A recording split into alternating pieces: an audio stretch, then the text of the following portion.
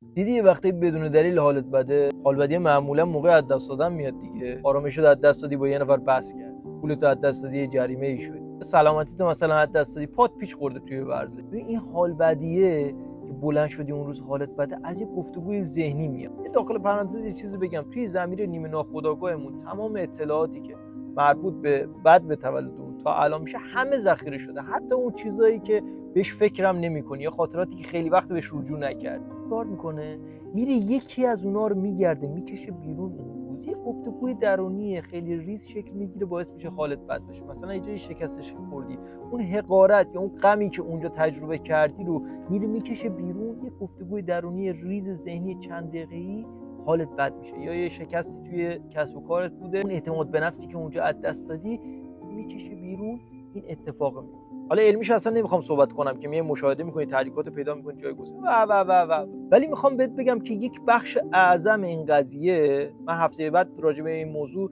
حتما یه دونه ویدیو میگیرم میذارم، هم تجربیات خودم هم چیزی که حالا کمی علمی است، خیلی کمک میکنه به این قضیه. یه بخش اعظم این قضیه ملاقات کردن با اون حاله. تو وقتی فهمیدی بی دلیل حالت بده، یه 5 دقیقه بکشی عقب، یه خورده فکر میکنی، میبینی که آقا این از اون خاطره با اون دختره اومده، این از اون زمین خوردنم توی اون کسب و کار اومده. وقتی ملاقاتش میکنی یه بخش بزرگیش مشخص میشه، باعث میشه که آقا ذهنت یه خورده راحت‌تر با این قضیه کنار میاد. 4 تا راه حل درون خودت وجود داره 100% که این قضیه رو هندلش کنی. بعد ببینی که یه خورده حالت بهتره. حداقل اینی که اتفاقات بعدی که میفته تو با آگاهی ذهن باش برخورد میکنی که آقا یه اتفاقی صبح افتاده، مثل تصادف میمونه، یه تصادفی صبح اتفاق افتاده، خب من دیگه حال بعدمو دیگه به اون ربط ندم، دیگه به اون اضافه نکن، باعث میشه یه حال مضاعف بدی نداشته باشی کل روزت بریز. حالا این چیزی بود که تجربه خودم بود، توی ویدیو حتما میگم، توی ویدیوی کامل حتما میگم، امیدوارم که بتونی استفاده کنی.